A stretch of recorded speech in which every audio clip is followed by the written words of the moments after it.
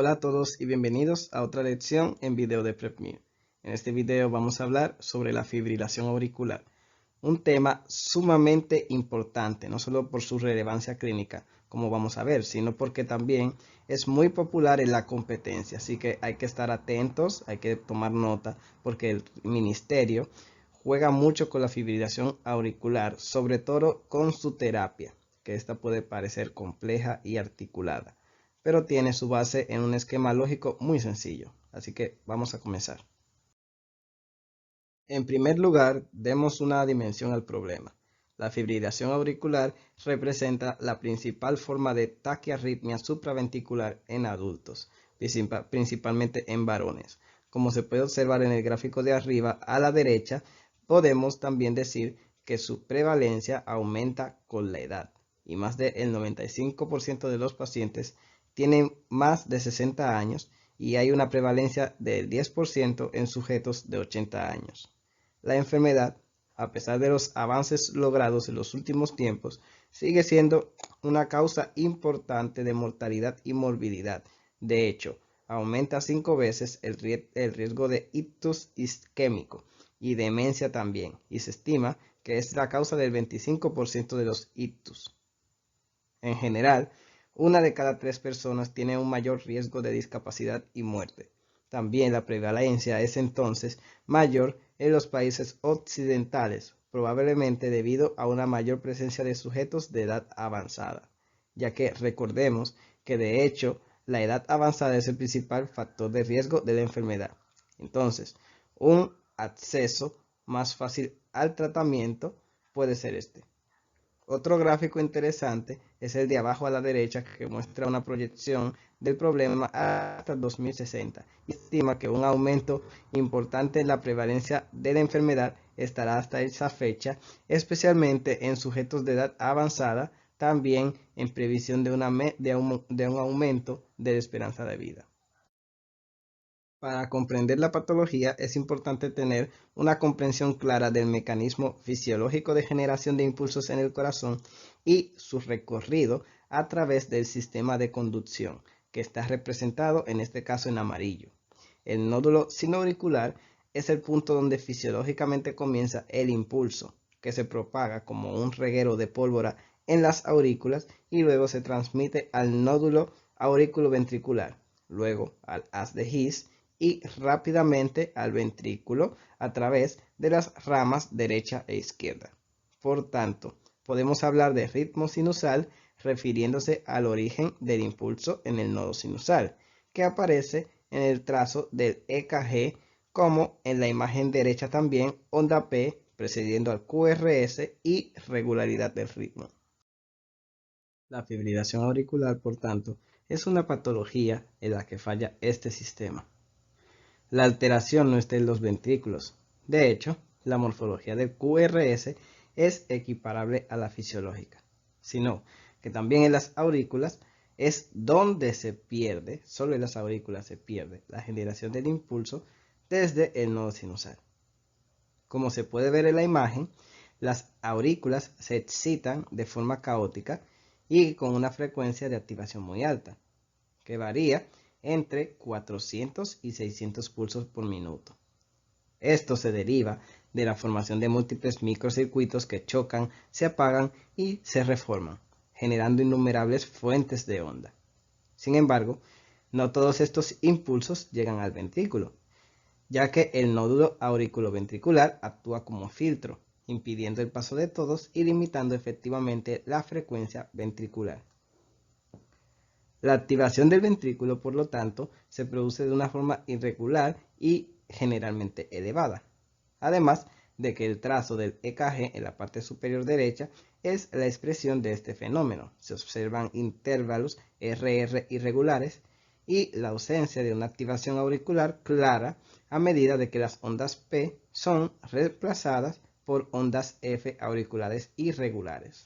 Ahora bien, todos estos fenómenos se manifiestan desde el punto de vista clínico de diversas formas, que permiten distinguir dos tipos de fibrilación auricular.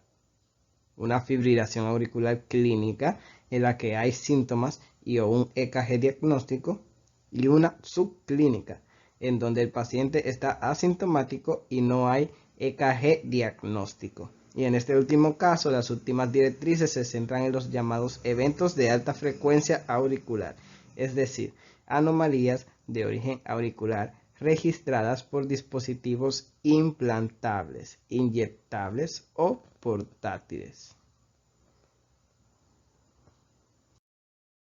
Esta es una diapositiva que los invito a fotografiar o transcribir, ya que contiene diversa información útil para caracterizar mejor la patología.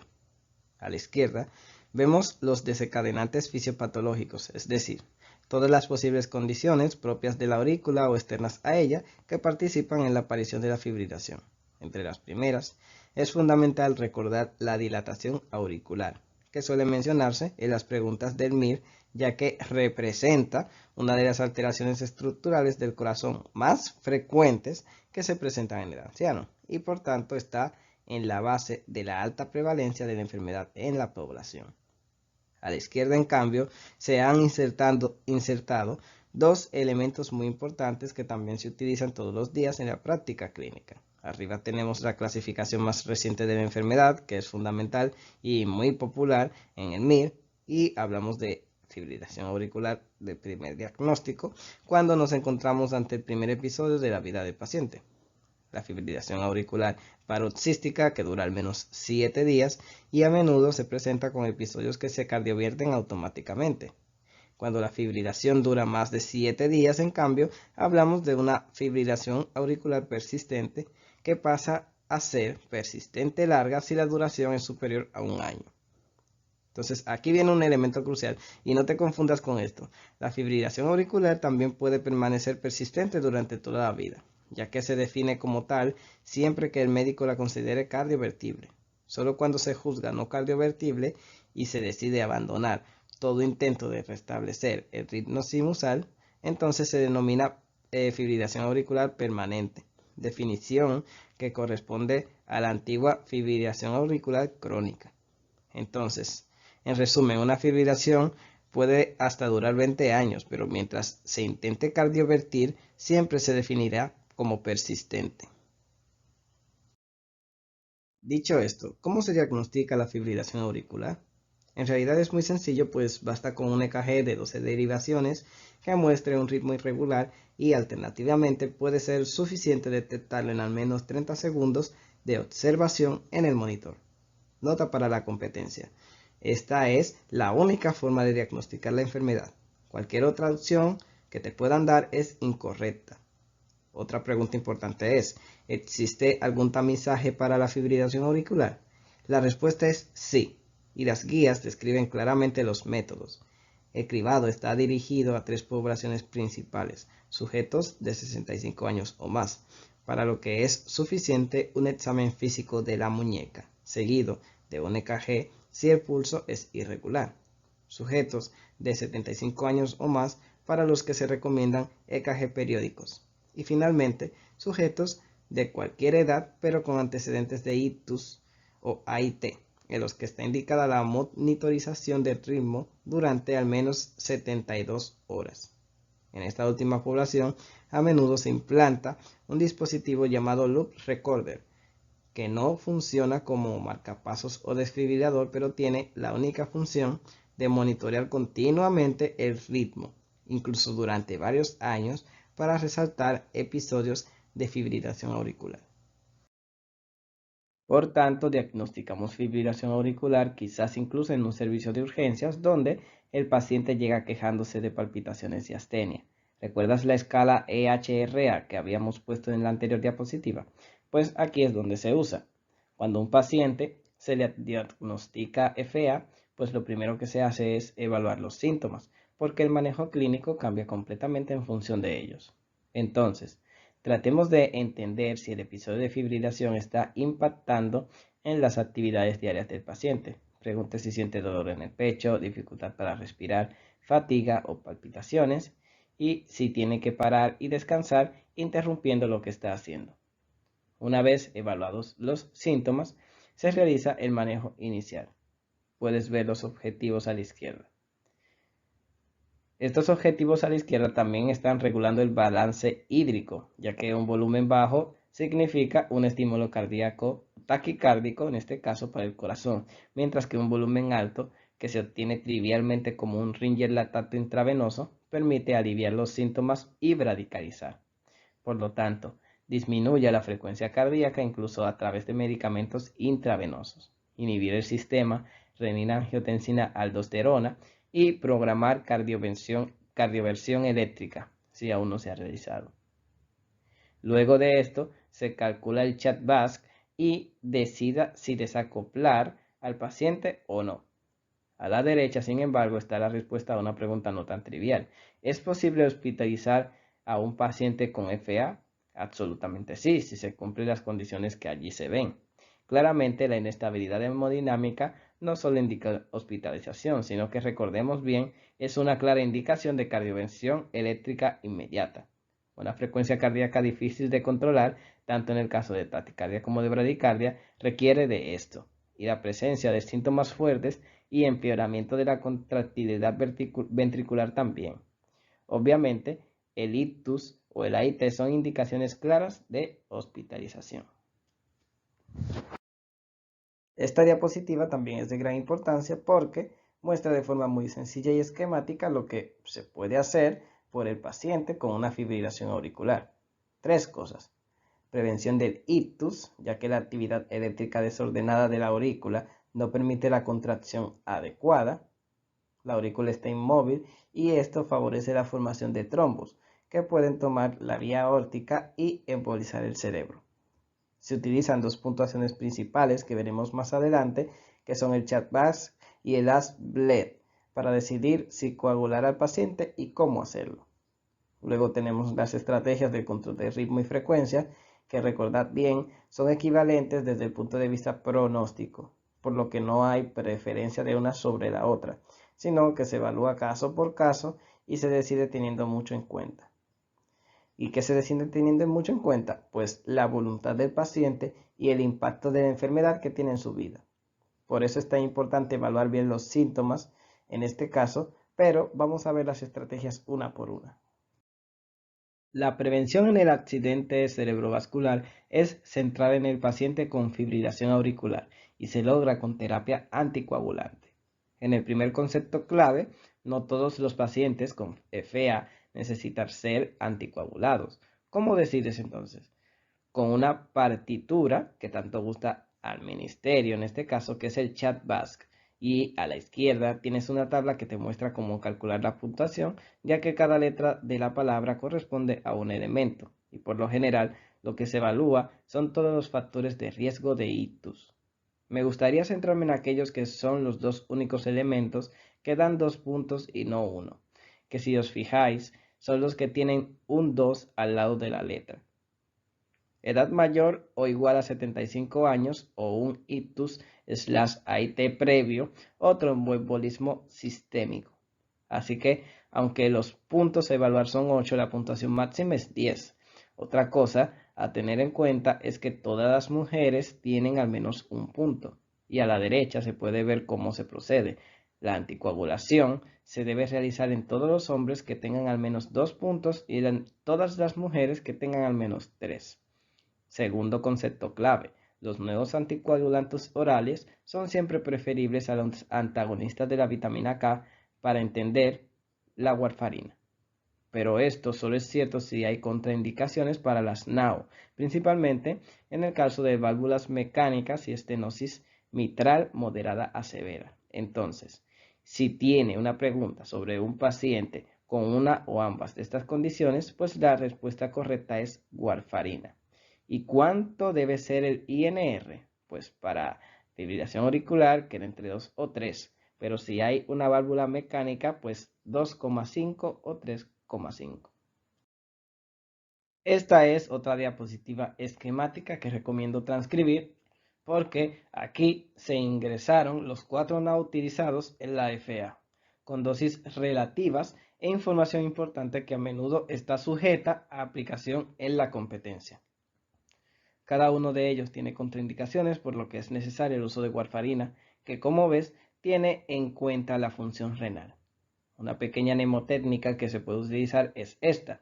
Todos los que tienen una X en el nombre están contraindicados por debajo de 15 mililitros por minuto de filtrado. Como aquí está el dabigatran, este no tiene una X y está contraindicado por debajo de los 30 mililitros por minuto. En general, la función renal representa el principal problema para los NAO. De hecho, todos requieren una dosis reducida para un filtrado no brillante. La dosis reducida también aplica a mayores de 80 años para el dabigatran y el apixaban, y por debajo de 60 kilogramos para apixaban y endoxaban. Finalmente, la dosis de dabigatran se produce si el paciente está recibiendo verapamilo en terapia. Sin embargo, hay otra partitura que necesariamente se debe acompañar al CHA2DS2, ¿ok? Y este es el HAS-BLED. De hecho, junto con el riesgo trombótico, es esencial delimitar el riesgo hemorrágico de un paciente. La razón radica en que un paciente con alto riesgo de hemorragia, un anticoagulante puede causar muchos problemas en cuanto a efectos secundarios, incluso mortales, y al igual que el anterior, el HAS-BLED también ve diferentes parámetros indicados con cada letra por su nombre, y aquí también tenemos dos parámetros que se pueden dar 2 puntos en lugar de 1. El primero es la función hepática y o renal anormal y consumo de fármacos y o alcohol por parte del paciente. Entonces, ¿cuál es el objetivo del HAS-BLED? Una puntuación alta llama al médico a ser cauteloso al administrar un anticoagulante. Por ejemplo, reduciendo la dosis de NAO o manteniendo el INR en extremo inferior del rango para un ABK. Una puntuación alta también requiere controles minuciosos para comprender la terapia anticoagulante, cómo ésta está entrando en la vida diaria del paciente. Finalmente, permite actuar sobre factores de riesgo modificables, por ejemplo el alcohol, para así reducir el riesgo del sangrado. La prevención del ictus en última instancia puede adoptar la forma de cirugía y el cierre de la aurícula izquierda, que es el sitio principal de formación de trombos en un paciente con fibrilación auricular. Hay 3 escenarios en los que se decide por este procedimiento. En el caso de la cirugía cardíaca o cirugía toracoscópica, o en el caso de una fuerte contraindicación para la anticoagulación. Ojo, porque la operación no es una certeza, sino que tiene el único objetivo de reducir el riesgo de formación de trombos. Es por ello que se sigue recomendando la anticoagulación en pacientes con alto riesgo de ictus, siempre que se tolere. Llegamos ahora al control del ritmo. Esta estrategia de ataque de fibrilación auricular tiene un objetivo claro y es restaurar el ritmo sinusal del paciente. Recuerde que el control del ritmo representa el punto de inflexión entre la fibrilación auricular persistente y la permanente, por lo que la elección de abandonar cualquier forma de control del ritmo es crucial para la hora clínica del paciente. El control del ritmo tiene 3 pasos. El primero es la evaluación de las indicaciones del procedimiento. Seguramente un paciente joven en el primer episodio de fibrilación auricular tiene una indicación completa, mientras que un paciente que tiene un volumen auricular muy aumentado y comorbilidad en el ecocardio es más difícil de beneficiarse en este tipo de estrategias, simplemente porque incluso si funcionara, la tasa de recaída sería alta. La cardioversión también está indicada en caso de dificultad para controlar la frecuencia cardíaca del paciente. Y por último, pero no menos importante, debe tener en cuenta la erección del paciente. De hecho, es posible vivir con fibrilación auricular y los pacientes suelen beneficiarse más de un simple control de la frecuencia que de numerosos intentos, a menudo ineficaces también, de establecer el ritmo sinusal. Un concepto clave y fundamental que hay que tener presente, tanto para la competición como sobre todo para los que quieran ser cardiólogos, nunca jamás realizar una cardioversión precoz en un paciente con fibrilación auricular de más de 48 horas de evolución, ya que esto causa que haya un riesgo de que se haya formado un trombo en la aurícula, y este riesgo es muy alto. En estos casos, si se debe cardiovertir, se realizará una anticoagulación de al menos 3 semanas o un ecocardiograma transesofágico para descartar la presencia de estas formaciones. Una vez que se ha dado la dirección del control de ritmo, el siguiente paso es decidir la estrategia con la que llevarlo a cabo. El procedimiento puede ser eléctrico mediante una descarga con los electrodos de un desfibrilador, ya sea este desfibrilador farmacológico o intervencionista.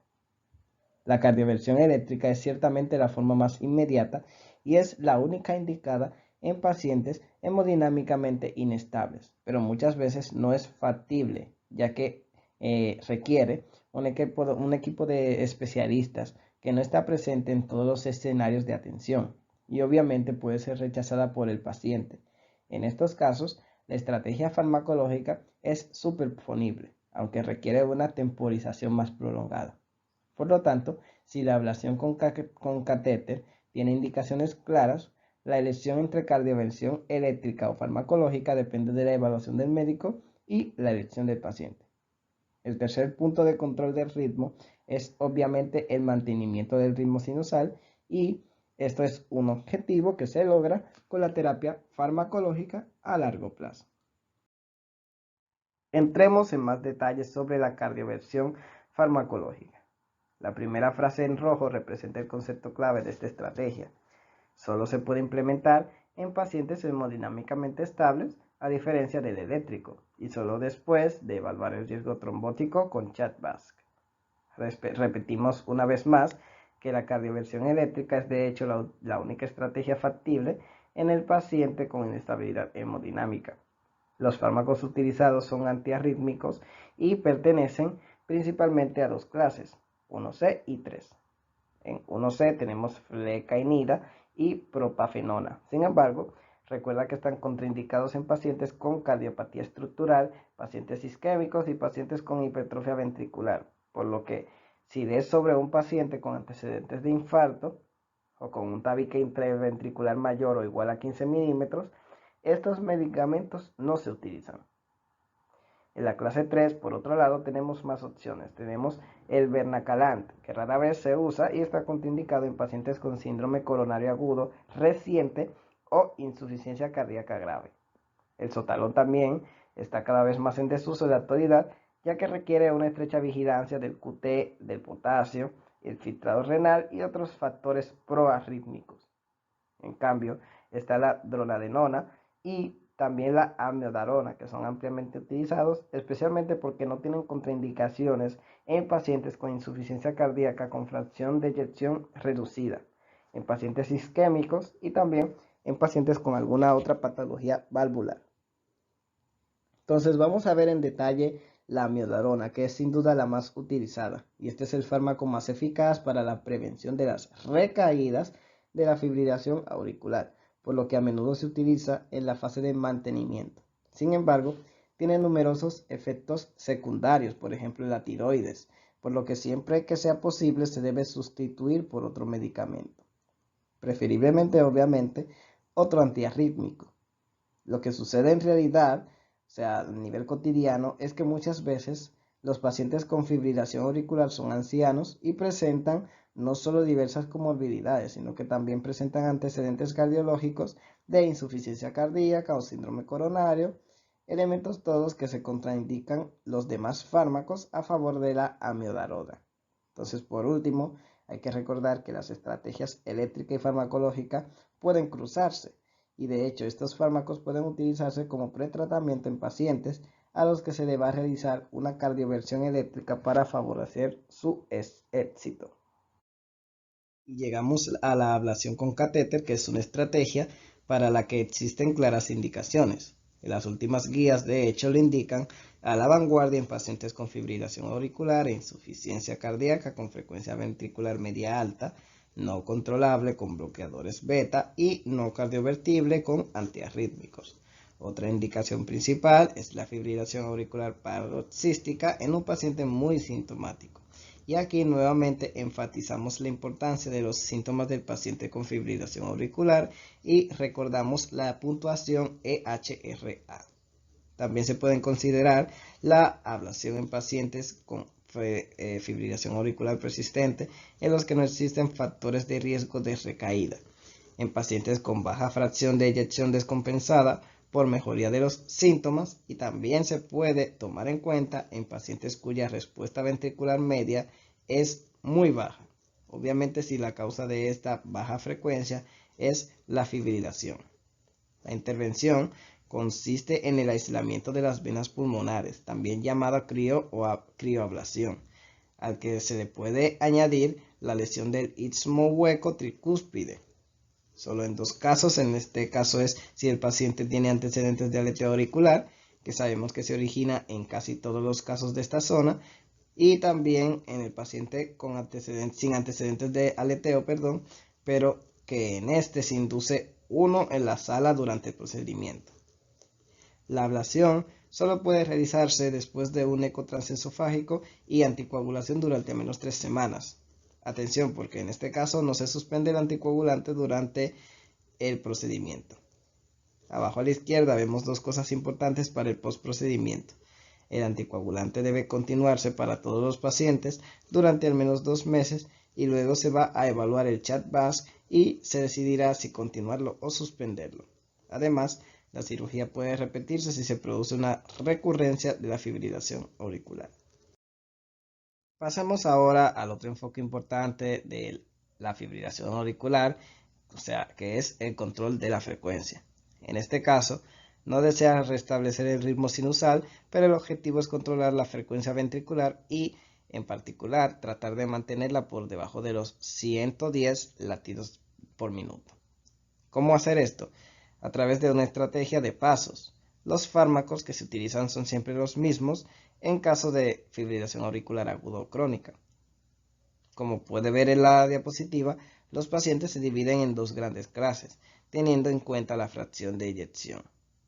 Esto se debe a que los bloqueadores de los canales de calcio centrales, verapamido o diltiazem, nunca se usan en pacientes con Fe baja. Por lo demás, las opciones farmacológicas son muy similares, con la única diferencia que la digoxina no se utiliza en pacientes con fibrilación auricular aguda superior al 40%. Generalmente, el primer fármaco utilizado es un bloqueador beta. Si no hay eficacia de un solo fármaco, entonces se puede pasar a un aumento de dosis o una combinación de varios fármacos. Sin embargo, recuerda que los bloqueadores beta y los bloqueadores de los canales de calcio centrales nunca se asocian.